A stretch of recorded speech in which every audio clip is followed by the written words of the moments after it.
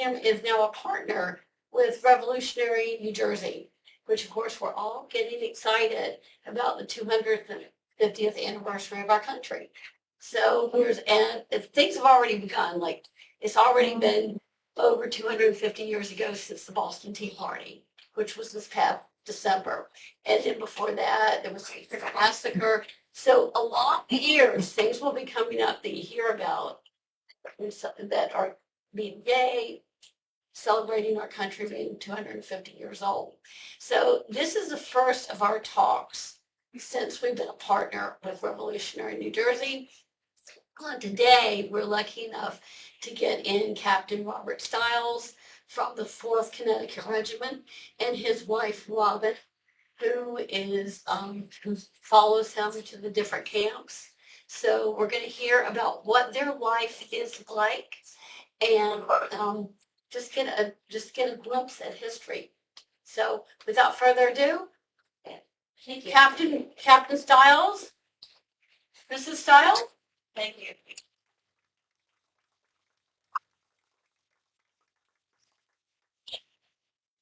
So,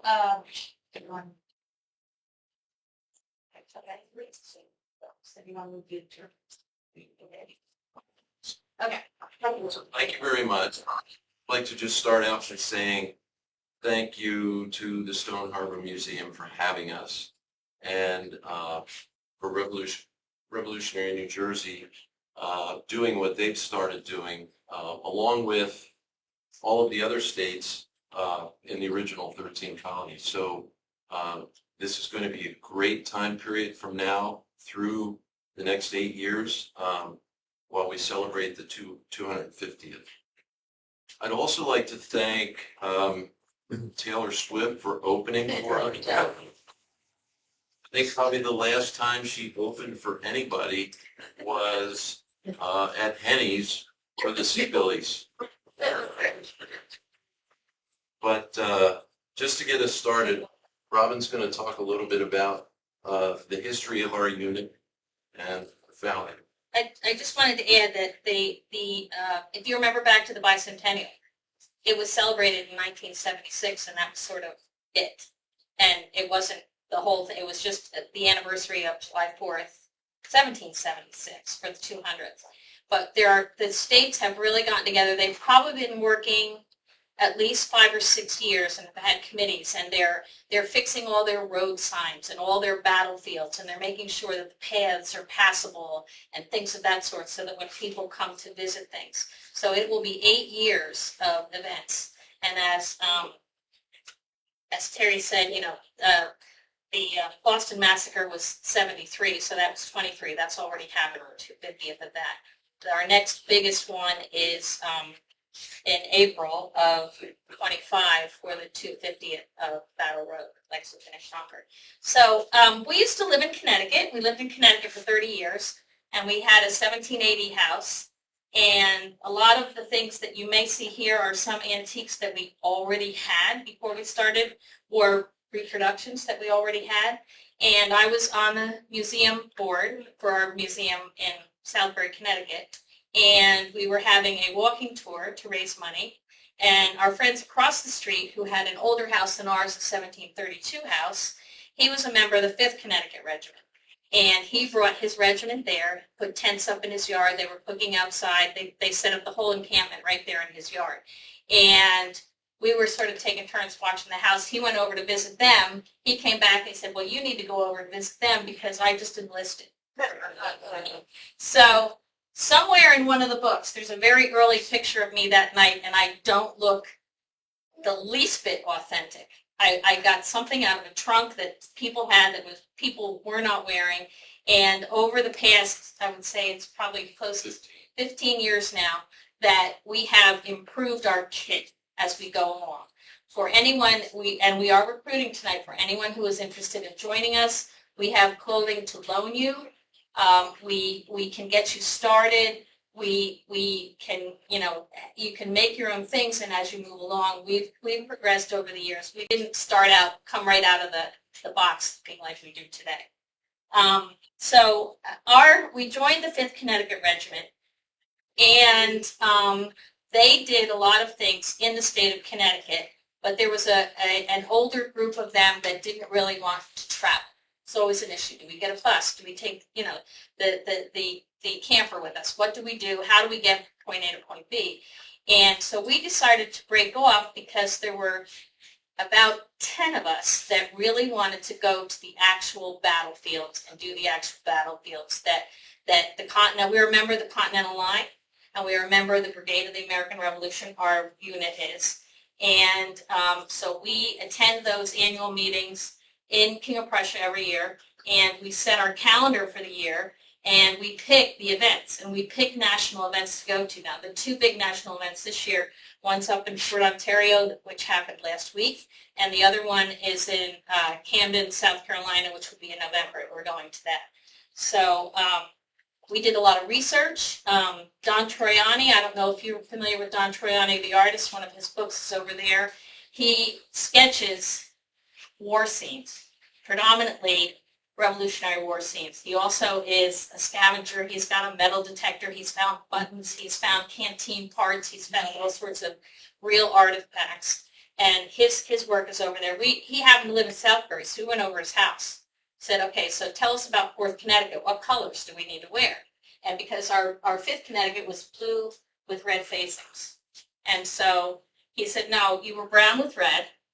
And when we went to the Connecticut Historical Society, I did a lot of research there, and they have a lot of online research that you can look up. And then they also have folders that have real paper from the time period that they let you take and sit at a desk and go through. Okay, so one of our friends who was at Valley Forge had found that the 4th Connecticut had a Robert Stiles at Valley Forge in the winter of '77. So we decided to go with that. that's because we had to pick which, do we want. Connecticut is relatively rectangular. There's 8 counties. There were 8 regiments. So that's where that started. We were formed in '75. And so going up to, so we said, well, we have to go with Robert Stiles. We were at, when we were at Valley Forge, there happened to be a Captain Abner Bacon. And so we adopted him as we're Bacon's company. And of course the saying is everything goes better with bacon.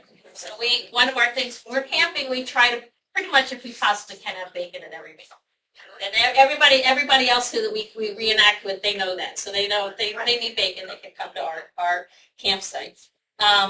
So I'm going through this file and I'm trying to figure out what colors of wool we need. And I see this receipt that is signed by Robert Stiles. And I'm a librarian by trade. I've never been a quiet librarian, but I try to be kind of quiet. I was like this, really loud, where no one else was talking. I was the only loud voice in the room. Surprise, surprise. And so, eerily enough, the signature looks like Bob's signature. So it was just really, woo. So we went with the 4th. That was a big part of it. We also found out later our counterparts in Rhode Island that are right next to us, they also are in brown and red. And at Valley Forge, they wintered right next to us. So we were all part of the same contingency. If you go and you look and you travel around, it's on one of the top rows where Barnum's Brigade was, where the house was, and you'll see a rock with, I think it's an Ernst the 4th, and the guys from Rhode Island are all on that rock. So that's sort of our start. Do you want to? Right, so go from there? thank you. Yes, our actual beginning was after the Boston Massacre in mid-1775. We were founded in Woodbury, Connecticut. Captain Benjamin Hinman was the first captain of the 4th Connecticut Regiment. Moving from there, the regiment was disbanded and reformed several times during the war. That was not uncommon. That happened a lot because, as you can imagine, when you're starting a new country, it's very difficult to fund an army, and people would get frustrated about not getting paid. And they had farms at home, they had their wives and families at home, so they would leave and come back. That was not uncommon. But the 4th Connecticut was very active during the war. We participated in many of the battles, all the way from upstate New York down through New Jersey. And by the way, I don't know if any of you are aware or not, but there were more Revolutionary War battles fought in New Jersey than any other state. So the 4th Connecticut participated in some major ones that you've heard of. Saratoga, Monmouth, Kings Point, the whole Philadelphia campaign, Princeton, Trenton, Germantown, Paoli, the Battle of Brandywine. And in the summer of 1781, we were called by General Washington to join the Army marching from the Hudson River Highlands all the way to Yorktown. And we participated in the Battle of Yorktown, which ultimately was the last major battle of the Revolutionary War, where we defeated General Cornwallis, and with the help of the French, we couldn't have done it without them. So just if I may interrupt 1 quick second, when we started doing this, we have a lot of history background, but when people will say, well, are you fighting for the North or for the South? And of course you think very well, well, wrong war, that's the Civil War. However, we have learned that there was a Northern Army and a Southern Army in the Revolution. Lawrence, Nathaniel Greene, he was in the South, others were in the North, and we were in the North. So that last march that he's talking about down to Yorktown, it was the Northern Army going south to meet the Southern Army and having full tilt everybody against Cornwallis to try to end everything. So. Then when, at the end of the war, after we completed Yorktown, we marched back up, and I'll talk a little bit more about the march here in a minute, but we came back up and we were stationed on the Hudson River Highlands up in Newburgh, New York, which was where General Washington's late war headquarters were. So he was there from 1781, I don't remember the month, to 1783. His headquarters were right on the river.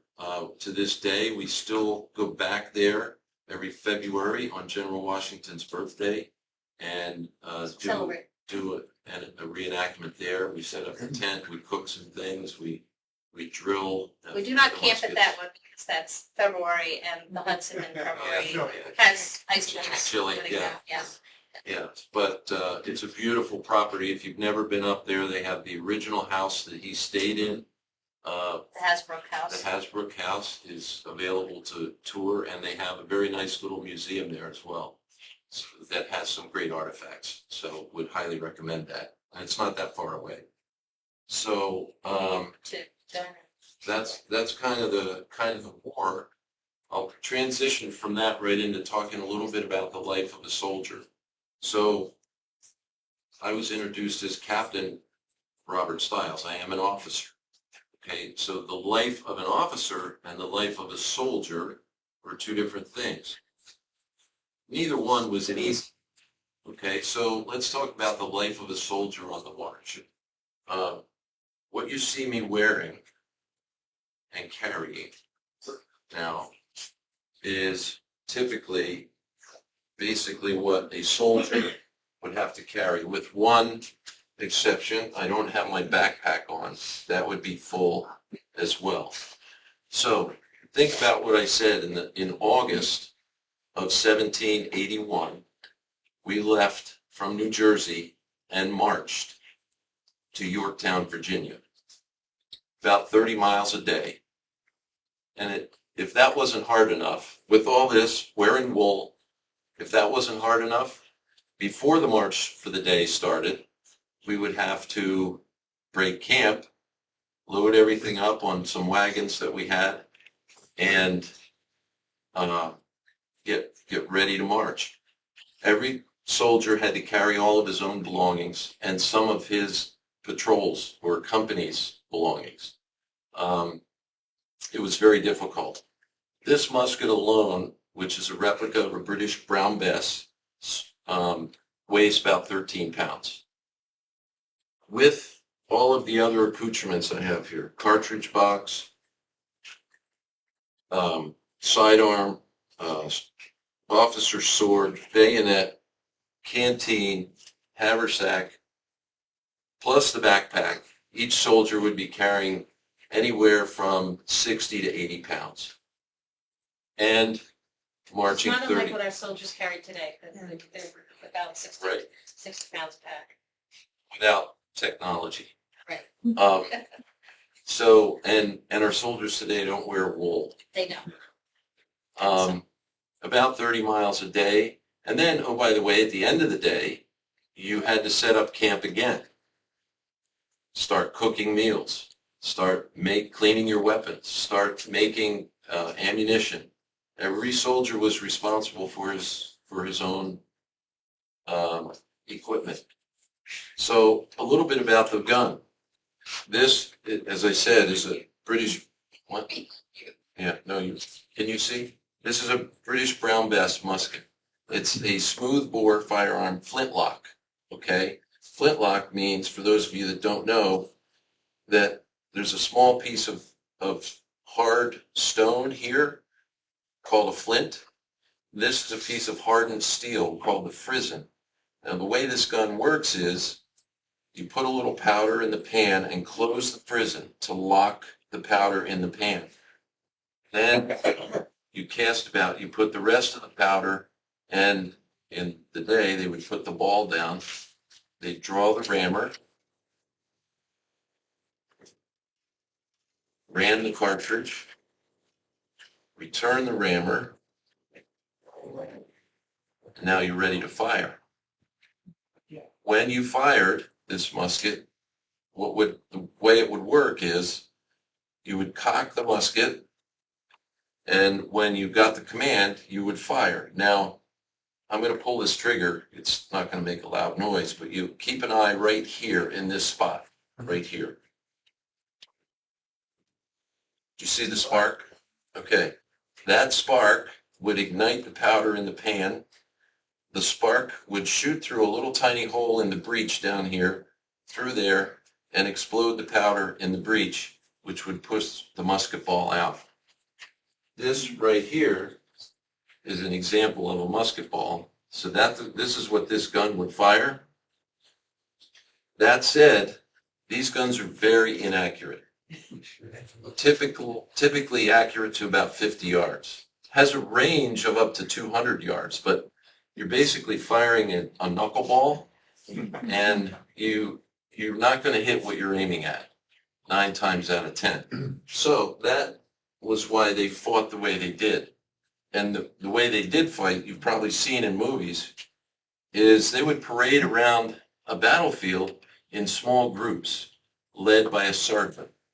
And a sergeant would maneuver them around. So keep in mind, that whole process I just went through takes about 20 to 30 seconds to load this gun. So if you can be maneuvered as a small company of soldiers to close enough to your enemy that you can get to them before they can reload, you'll fix bayonet and do that, because this was a much more effective weapon in the Revolutionary War than firing the musket. People don't realize that. There was all this emphasis on the muskets, but there were actually more deaths in the Revolutionary War by hand-to-hand combat than there were by musket fire. One of the reasons was, if you look at this bayonet blade, what do you notice about it? You guys, what do you notice? No? The shape? Yeah. What's the shape? What's the shape? Triangle. Triangle. Absolutely. Just if you get wounded, stabbed by this blade, the triangular blade, it is virtually impossible to close a triangular shaped wound internally, and you will bleed to death. These triangular shaped weapons were outlawed eventually by the Geneva Convention. And if you look at today's armies, they still have bayonets, but they're all two-sided blades, no more three-sided blades. It's been quite some time. I'm fortunate enough to have an officer's sword that is an actual, it's not a replica, it's an actual Revolutionary War artifact. This was gifted to me by a gentleman who I met very early in my reenacting career. He was one of the people that taught us a lot about reenacting and about the Revolutionary War. And this, I don't know all the provenance to it yet. My intent is to get it up to the Museum of the American Revolution in Philadelphia and see what more I can find out. But if you notice, this blade is also triangular. So this is what they did in the period. And it was, this particular one's an officer's sword and was not typically used as a weapon on the battlefield. It was more used to direct his troops. But it just signifies that this was the way they made their edged weapons at the time. And there was a reason for it, because they were very effective. So, let's see, what are we going to Some of your next? sayings? Oh yeah, so about the musket, before we get, there's some things that are related. I could actually talk about the musket all day, but how many of you have heard, "Don't go off half-cocked"? Have you heard that saying? Well, that saying started from a musket. So the musket has two cocking positions. That's half-cock. That's basically a safety, because if you pull the trigger when the gun's on half-cock, it won't go off. How about the saying, "Don't go off like a flash in the pan"? Okay? So on a musket, if you pull the trigger and you get the flash, but the gun doesn't go off, that means that the spark didn't go through to the breech. So don't go off like a flash in the pan. The other one is the whole thing. What do you think of as the whole thing? The lock, the stock, and the barrel. Lock, stock, and barrel comes from the musket. So kind of interesting that there's many sayings that go back a lot longer than what you realize maybe when you hear them. So Bob, did those kind of weapons misfire a lot? yes, Spark? Yeah. yes they did. That's another thing I meant to say. So Dampness. to answer your question and go a little further, they did misfire a lot, probably about 30% of the time. So but also, if you think about it and look at the history, the majority of the battles in the Revolutionary War were fought from April to October. There were a few reasons for that. Number one, it's virtually impossible to load these weapons in the dark. The days are shorter in the wintertime, so that made it difficult. It's very, very hard to load them if you can't feel your fingers. So if it's cold, it's hard to load them. That's another thing. And the other thing is dampness. As Robin said, any wetness at all, this gun won't fire, nor will the cannons. Nothing. So it would be very common if they had planned to go to battle in the morning and they got up and it was raining, they'd cancel it. They say, there's no point in going out there. We're going to look at each other and nothing's going to happen. So that happened frequently. But even in the best conditions, about 60%, 30% that wouldn't fire. Every third shot, the soldiers were instructed to pick and whisk their musket. This is a pick. And what you would do is you would take that and you would clean out the touch hole like that. You would clean the oxide off your flint. You would take your frizzen cover or rag and clean the oxide off the frizzen. And then you would whisk out the oxide and the residue every third shot, if possible. If there was somebody coming at you with a bayonet, you probably wouldn't do that. If it misfires, do you have to reload everything, or you just cock it and go again? If it misfired, you could put more powder in the pan and try. If you knew that your flint was at the end of its life and you weren't getting a spark, then you'd be more likely to dump it and change your flint. Unfortunately, there were a lot of incidents that have been recorded where people would try to reload or try to change a flint and leave the load in the breech, and somebody get Something blown up. something blown off because it was an accident. Somebody was trying to get their gun to work. So I just wanted to show, I grabbed a cartridge out of this box. This is, we, as a child's, when we were talking to the public at reenactments and so forth, one of the children's activities is we have the papers that are cut, shaped papers, and we use a black marble and black sand. And they roll cartridges, so you make a tube, we teach them how to do the end, and they roll it, and they fold it, and then this goes down here, and that's what generally helps to keep your powder dry. So that when he pulls one out, he's going to bite off the end of this and then pour as he instructed. Yeah, he's got some. So We I didn't have know if we were going to have how many kids, but you kids, we can afterwards. have you do I can that. show you how to make these. Yeah. So this would have been, I would have had to make my ammunition in the evening, and I would, as she said, roll up a tube. I'm not going to take the time to do it now. Tamp the end, fill it with powder and ball, and then fill my cartridge box. And you can see I had about 28 cartridges. The other thing with regard to gun maintenance, this is called a tampion. This goes in the end of the barrel to keep the barrel dry if it were to start raining. This is called a napper. This is to nap the flint, so you have a sharp edge on the flint. Also has a little worm on there, which is used to hook a piece of rag onto. You can see that little worm, and run it down the barrel to clean the barrel. So it was like a maintenance tool for the musket. This is another worm, a little bit larger, that hooks on the end of the ramrod to clean the barrel. This is a spare flint. This is what the flints look like when they start.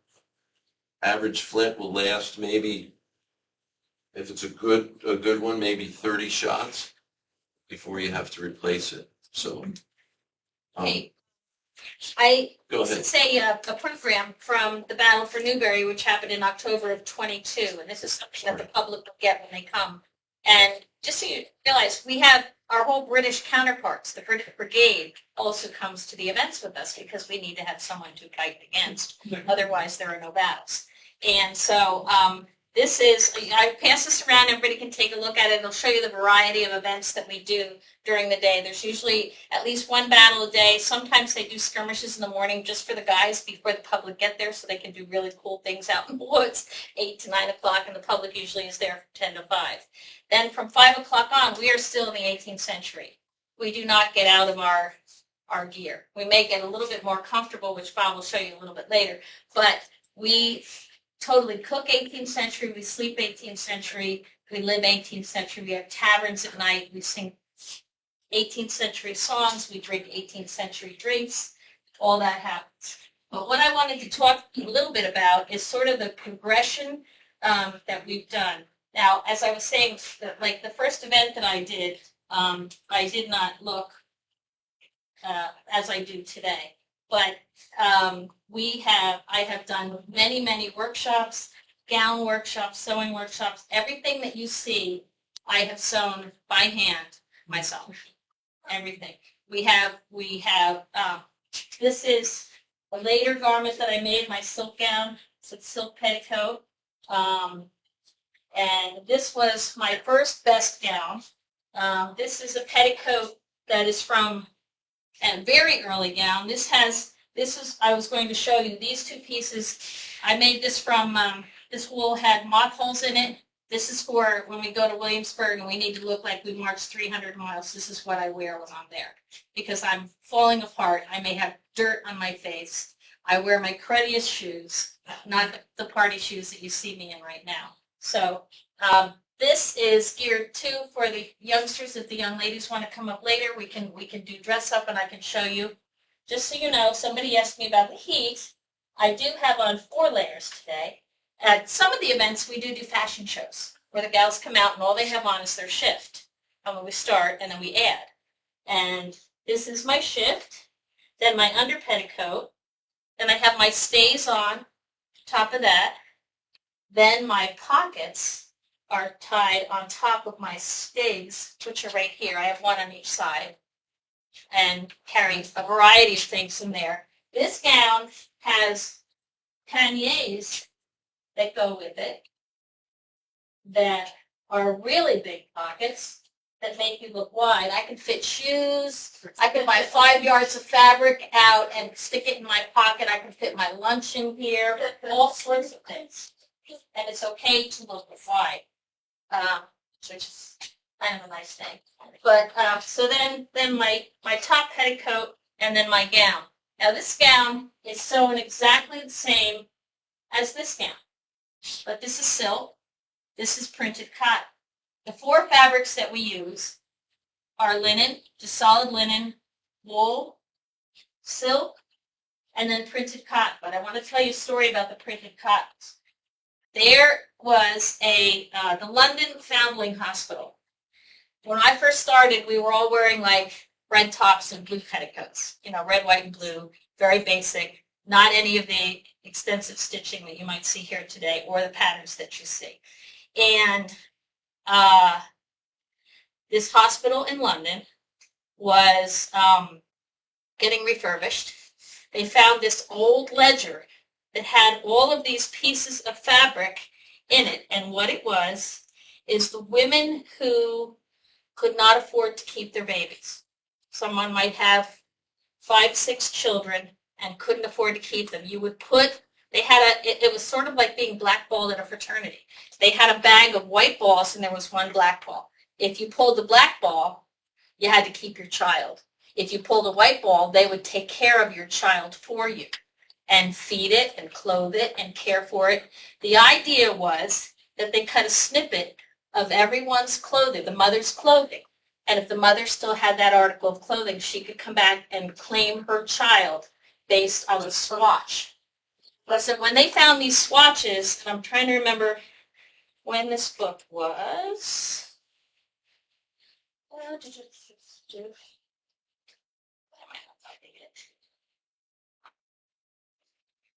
want to say it was 95. It sort of changed reenactors' lives. So all the printed cottons, sort of Williamsburg is dragging all their printed cottons out that they thought only the wealthier people wore, but they realized these poor women who couldn't afford to take care of their kids were wearing printed cottons. That all of a sudden it was okay for the lowly camp follower who was camping out in the woods with her soldier husbands to be able to have printed cotton, and it was appropriate and okay. We try to be here I can pass this around too if you all want to look. We try to be as appropriate and as authentic as we possibly can. Let me do one more thing Absolutely. to revert back to the Army again. Yes. Quickly. You see I've changed. So the uniform that I was wearing first is the uniform of an infantry company. Okay, we were what they called a hat company, where we were the ones that fought around out in the battlefield.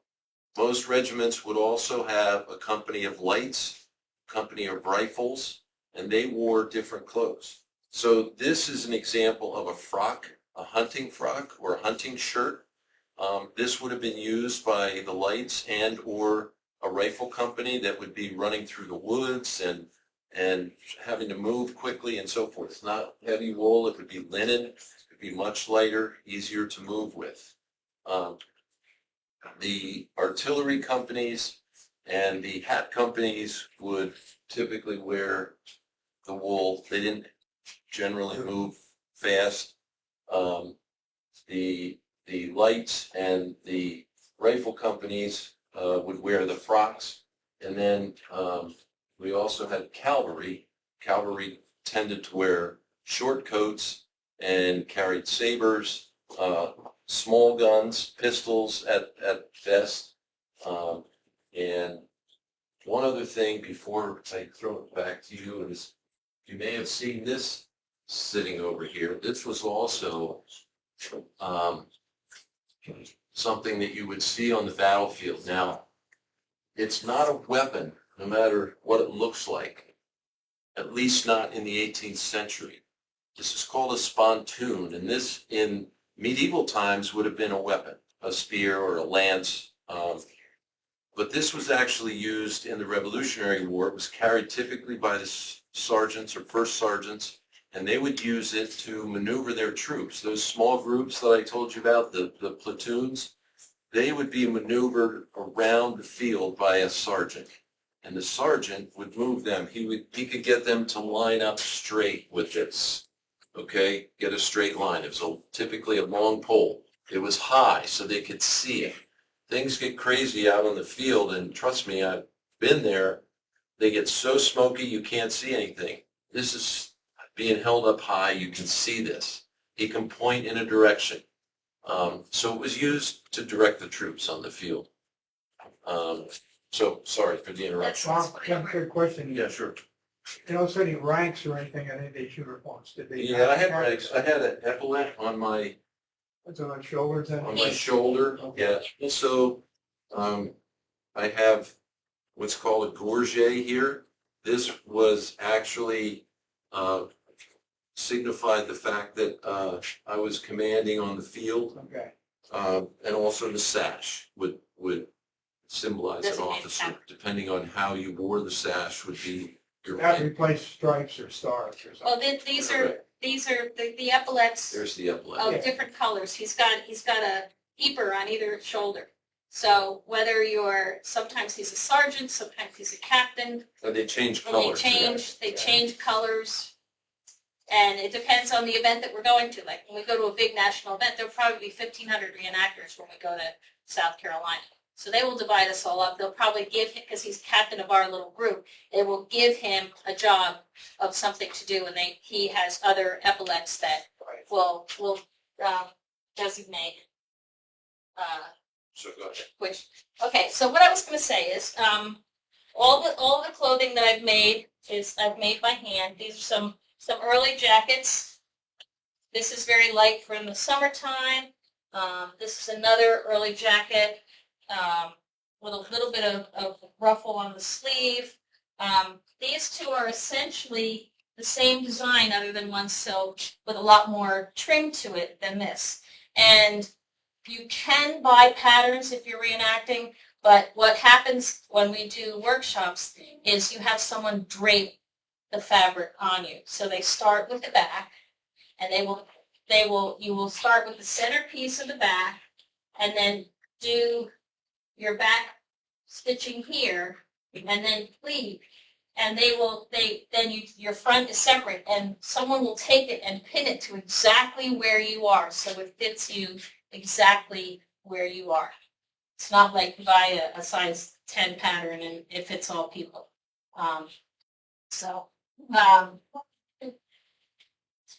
This is one of the earliest hats I made.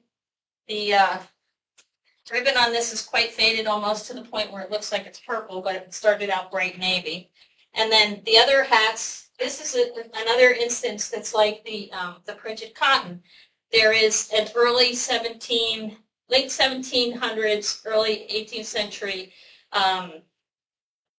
woman. There's a lithograph of a woman who has patches all over her petticoat, and she's selling fish in a market. And I forget who the artist is, but she's got on it's in Italy, she's got on a black hat just like this, but she's a poor person that's out selling fish in the street. And so when we had done more research, we realized we could all be wearing these instead of just wearing our hats instead. So that's what I'm saying, that the progression of our design. These are a pair of mitts. If you'd like to, this matches the silk one. You can take these and pass those around. I have ones for the winter time that I wear also. I wear my Fitbit all the time, which we're not supposed to be wearing watches. And this covers up my Fitbit very nicely. Also, my cell phone can fit right up in here, and I can lift my apron up and take a photograph so that no one's seeing my camera, my phone. So I have some sewing things here. My sewing basket is here if you'd like to look through that. This is children's games that we have that we bring with us. Very often, like when we go to Williamsburg, you have to commit to like 3 hours in the afternoon of some sort of thing that you're going to teach or do. So the rolling cartridges for the kids, or the children's games, or the song sing, that's something that we do when we visit those. We brought along some of our equipment here. We have 2 tents and a fly. We have a captain's tent that's a wall tent. We have a French bell tent, and we ordinarily sleep in the French bell, and the captain's tent we use as our supply tent. That's where we put our cooler and hide, our 20th century, 21st century stuff in there where people can't see it. Here is our Dutch oven, still with ashes from June when we used it last. Bob digs a rectangular fire pit. We have irons. We have hooks on the irons going across. There's enough of a spot in the corner that we can get hot coals enough to break that all to the side. The Dutch oven has feet. You put that on top of the hot coals. You put what you're baking inside, and then you put hot coals on top. And you rotate it like every 10, 15 minutes. It's a trivet that sits on the bottom. So there's air circulating on the bottom, and a little bit of air circulating on the top. It takes about 30 to 40 minutes to bake. I usually do in the fall, I'll do a cranberry kuchen. In summertime, I'll do a blueberry cobbler of sorts. We cannot have fresh apples in the springtime, whole fresh apples in the springtime. You wouldn't have had whole fresh apples in the springtime. You'd have apples in the fall. In the springtime, you would have dried apples. So our food needs to be as accurate as possible for where we are. Now, we have a little bit of a joke story. One of our couples with us, the wife of the couple absolutely loves pineapples. Oh, pineapples are very colonial, hospitality and all that sort of stuff. She likes to bring a pineapple to our events and plunks it on the table. And we're like, Laura, you can't do that. We're not a tropical. So we invented a story that her husband is not too crazy about, but it's, Lori's ship has come in. She's obviously met a sailor. If we're close to water, we can say she met a sailor who just came up from the islands, and he gave her a pineapple, so that's where the pineapple has come. Because if somebody will catch us on that. Well, how come you have a pineapple? You're not supposed to have it. So that's our story with that. This is some of the redware that we eat with, our silverware. This is a coffee bag. What this is a linen bag that I've made, started out white, and we put the amount of coffee that we like to do in our coffee pot. We tie this up tight, plunk it in, and when the water boils, our coffee's ready. So, and then we just rinse it out, dump the coffee grounds out, and we save this and keep this. So over the years, this has gotten quite chocolate looking. But that's our filter for our coffee pot. Some of the other things. We have to wait. Oh, the wigs, yes. So our wigs, we each have a wig. This is mine. Plus, I also have a set of curls. Like to put my hair up. Some of you that know me, I just cut about 8 inches off my hair, so I don't have as much of a bun. But if you had a bun, you could tie this around the bun. I could secure this up underneath and then have the curls coming down, which would be for an evening event. The same with the wig that's here. And Bob has a queue over there that is a braid, long braid, and with buckles on the side. Or the side. And the number of buckles would determine or would show your status. The more buckles you had, the wealthier, the higher status you had. That's why I only have one buckle. What's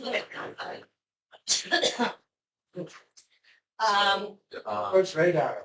What? The wigs. Well, they were originally made out of horsehair. Horsehair, Horsehair. most commonly.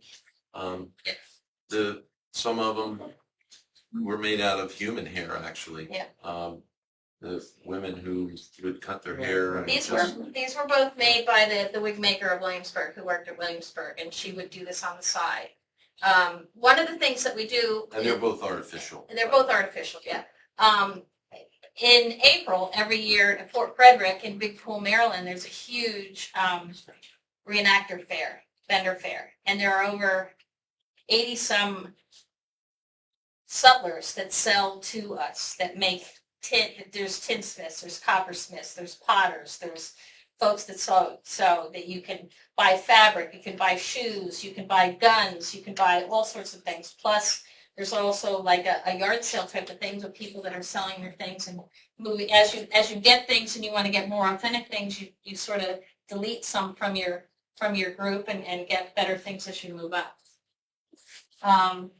So at the end of the day, I talked about the Army on the March a little while ago. At the end of the day, the officers especially would have a little bit of time to relax.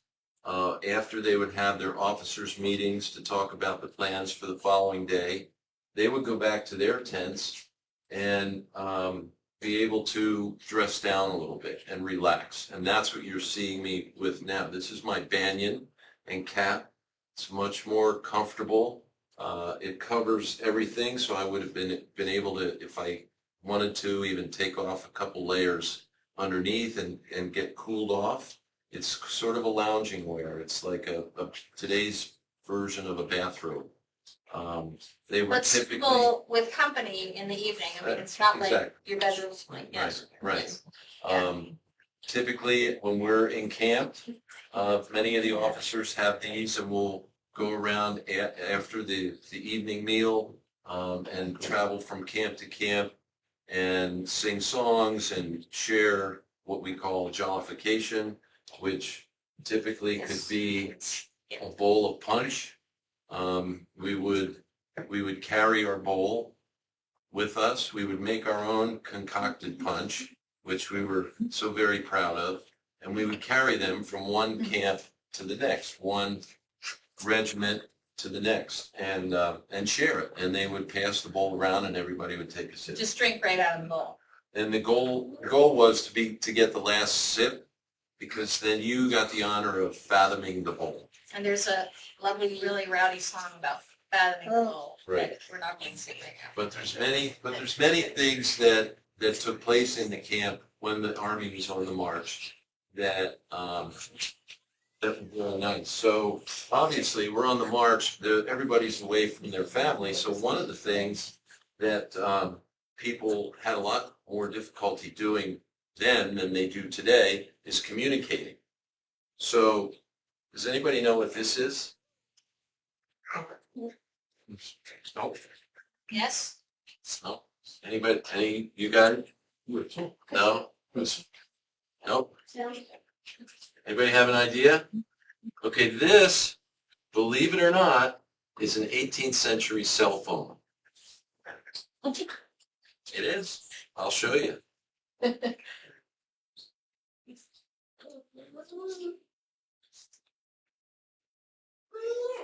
These are my quill pens and inkwell. And I would write letters home, and I would keep a journal to let people know what happened. And there are journals out there from the 18th century. There are some famous ones. One of which is over. Right, right. But that's where it is. So just so you can see, you can't probably see, but there's a little tiny inkwell there, a little jar that has ink in it. And this is like a pen. You see, it's a quill pen, and that's what you wrote with.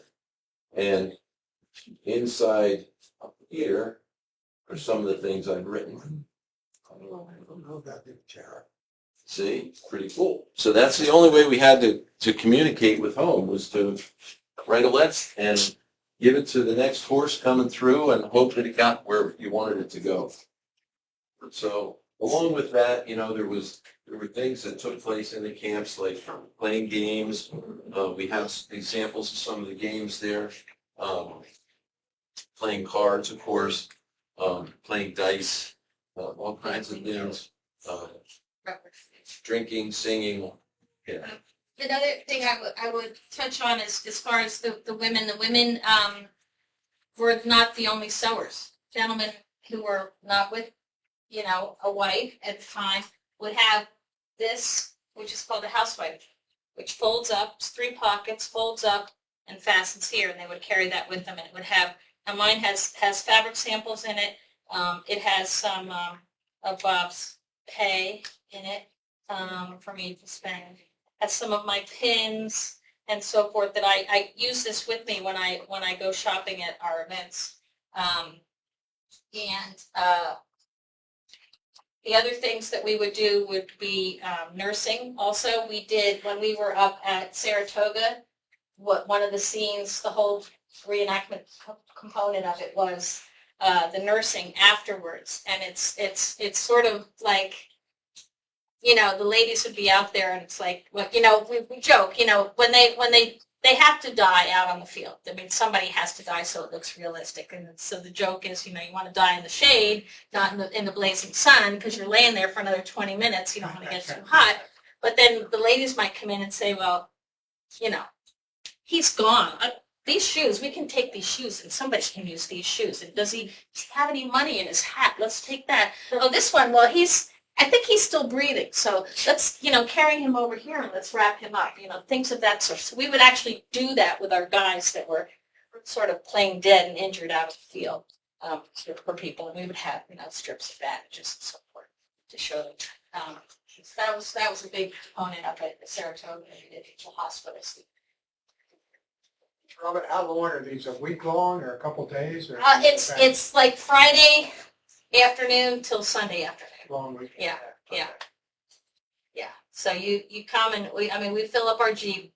We take it. We have everything out in the storage unit or in courthouse. Fill up the Jeep and we take everything with us and unpack and live for the weekend and then pack it all up on Sunday. And the public is there from 10 to 5, usually on Saturday, and 10 to 3 on a Sunday. How many weekends do you do this in a typical We typically, in a normal year, we do probably 6 to 8 events. Starting in, we do Washington's birthday in February every year. And then April is the one up in Boston area, Lexington, Concord. So, and then through the holidays, through the summer until September, October. Like 1 It's usually month. more in the spring and more in the fall, not quite as much for the summer. We did do Princeton for the first time this year, so that was January and it was cold. But that wasn't an overnight, that was just a day battle. Yeah. One other thing I just remembered about Army on March, about the Continental Army in general. There were some requirements to be in the Army, in General Washington's Army. Most of you gentlemen here would be fine. Yes, I don't see You, any sir, facial. you, Yeah, sir, you, would sir. have to shave. General Washington insisted on a maximum of 3 days growth. That's all I would order. And in the Army, so had to shave. The other thing that Robin mentioned is the ladies on the march. The general also only allowed married women who were accompanying their husbands on the march. If her husband passed away for whatever reason, either in a battle or just of exposure or whatever, she was required to do one of 2 things: either be remarried within a week or go home. They were not on the march allowed to be any single women. And I think the general just realized that would have been a whole different set of problems. Issues. So, yeah, kind of interesting. So, so that was the end of the day. And one other thing before we totally open it to questions is there is a Revolutionary War weekend coming up in Cold Spring Village in September, first weekend in September. We'll be there. We'll be fully encamped there. We'll be drilling, firing the muskets, cooking on the open fire, showing everything and talking about everything in a much more detailed way. We love this hobby. We're living historians. That's what we call ourselves.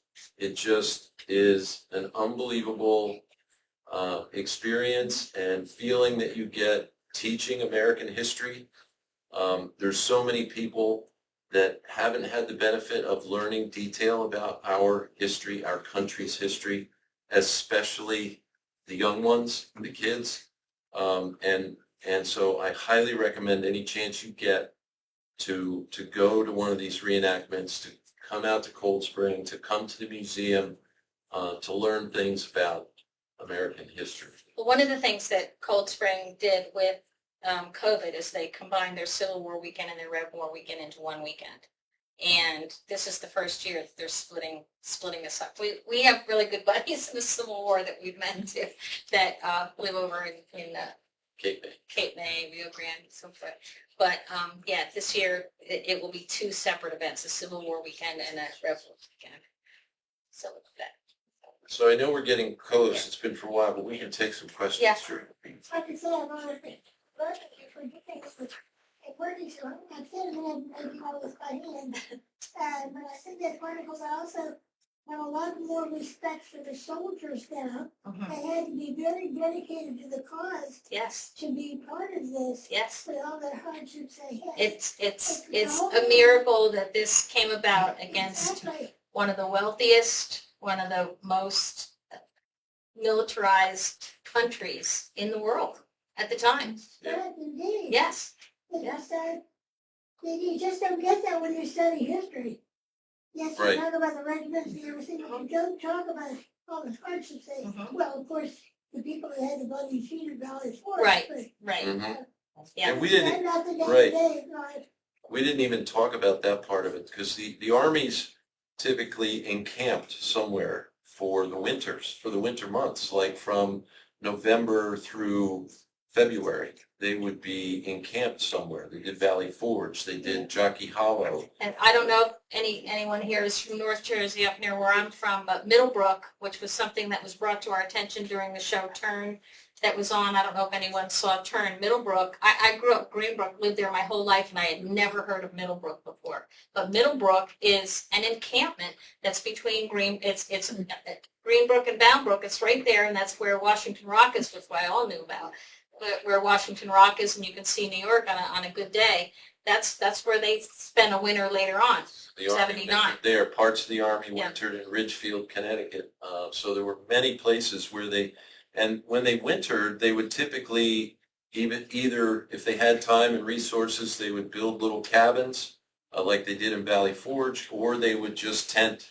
And that was obviously much less desirable, but they would. Something big enough to contain a fire, that they can have a fire inside. One question, the Battle of Turtle Gut, is that revolutionary? Yes, it was. Yeah, Yes. that was down here somewhere. Yeah, it was. Somebody wrote a book about it. It was in a place that doesn't exist anymore. Turtle Gut. Yeah, it's Yeah. filled in. It was a little bit of water. It was an inlet. It was an inlet that Wildwood has filled in. There's a little park there, and there's a little monument there. And they were trying to secure gunpowder and get the gunpowder away from the Brits. And the folks that were killed there are in the Cold Spring Presbyterian Church Cemetery. They're there. So somebody wrote a book about that, but I haven't Yes. read it recently. Yeah. Yeah. But it's interesting. So that's the only battle in Cape May County. But many in New Jersey. Any other questions? Because I know that we're getting beyond where we're. It's 8 right now. Yeah, okay. So we'd be happy to take questions. We'd be happy to. Yeah, Just a quick one. How did you keep your clothing clean, or how did they keep their? my clothing's not so clean. Nor was there. It's got dirt worn into the bottom of it. And my apron that I had on before, I used that as a bib and a towel, dish towel, same thing. It's not so clean and it's not so good. It looked good from over there, but it's. That. Any other question? Oh, that's, Awesome. Yes. How many women followed the Continental Army about approximately? At Valley Not Forge or? well, there were more when they were encamped for Yeah, winters. wintertime, yeah. More came. Even Martha Washington came to Valley Forge. So Every winter she went Yeah. wherever he was. there were definitely more with the Army in the winter encampments. On the march, It was a much smaller percentage, and it was mostly officers' wives. Yeah, Um, maybe 10 with so a unit. I don't know Yeah. a number, to be honest, Yeah. but it was much smaller than the Yeah. winter camp. Thank you. Sure. Are you a descendant of the? I knew somebody was gonna ask What that. was that? I haven't gotten there yet. I don't know, to be honest. I know that I'm a descendant of 5 brothers who came from England in the 1500s, and they landed, 17, early 17th. early 17s, okay. Yes. The Robert and Susan's brother and sister Stiles came to Philly in 1732. 5 brothers came one to Boston, one to Connecticut, one to New York, one to Philadelphia, and one In to Charles, Charleston. And Yeah. I'm related to the Philadelphia. Philadelphia branch. And so I Not would the have, Connecticut branch. not the But Connecticut. we know the branch. Connecticut So branch. Robert Stiles at Valley Forge his heritage was from Connecticut, From the Connecticut branch. but it could have been a relative of Yeah. mine also. I haven't researched it yet.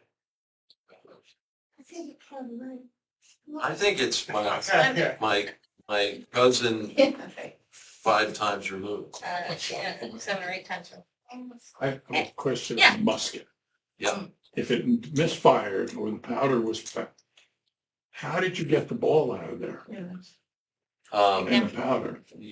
Basically, you turn it upside down. And it just roll out? The ball is smaller than the barrel. Oh, okay. The barrel is 75 caliber, the ball is 68-ish. Okay. So, yeah, the other thing you could do is you could reload in the pan and aim down range or at something and fire it again, and hopefully that it would go off and fire the ball out. Yeah. So when you were actually running or something, you didn't want to tilt that gun down? The ball would come out? Correct. No, Yeah. not before you fired it, right? Okay. Yeah, because it would roll out, or it could roll Yeah. out. You put some, what they call wadding in Yeah. with it, that sort of held it in there, but it wouldn't take much for it to come out. Present day, when we hear a gun go off really loudly, we call it a dragon load, which means that the first powder didn't go off and somebody put a second one in. And Yeah. they're usually very careful with that they're not near anyone when they do that, but it's sort of like to clean the gun out a little bit. Yeah, in the reenacting world, we do a lot in the area of safety. We're Tremendous very amount. conscious of You that. cannot participate if you are not safe. Yeah. Can I take this opportunity to introduce this fine young man here? Of course. Our local author, Tim McGrath, who knows way more about all this than we. Well, 3 books Yeah. on the period. And we went to visit him at Francis Tavern when he was giving a book talk there and totally surprised him, and he surprised us. It's all good. They could come, Ah. be happy to. They could come, if the Stileses could come from Connecticut to Francis Tavern, I figured I could come from 93rd Street. That's very kind of you. Very. Well, anyway, thank you all for Thank you for coming. coming. You've and, been a great audience. Feel free to I'm walk getting- around.